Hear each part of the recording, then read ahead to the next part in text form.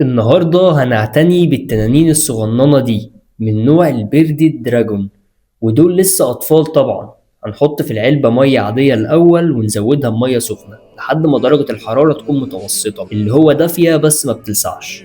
ونجيب الكتاكيت بتوعنا بكل هدوء ونحطهم في المية الدافية دي، وأظن شايفين ارتفاع المية قد إيه، يدوب واقفين فيها وهم مرتاحين. هنجرب نشربهم مية كده بصباعي، لأنهم مش بيعرفوا يشربوا لوحدهم وكانوا عطشانين أوي. وشكله كيوت أوي هو بيلحس المية من على صباعي، بصوا بيعمل إزاي.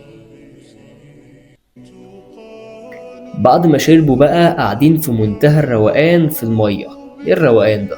هنرجع كل واحد على بيته ونغير المية علشان أخوهم الكبير، ونقفشه من بيته بقى ونوديه علشان يستمتع بالشاور هو كمان. وهو كمان طلع زيهم، كان عطشان جدا وأخد راحته على الآخر زي ما انتوا شايفين، مفيش راحة أكتر من كده. خلاص بقى هناخده على البيت بتاعه، بس هو عاوز يتجول لسه. كان معاك آدم هاني، خبير في الحياة البرية. سلام.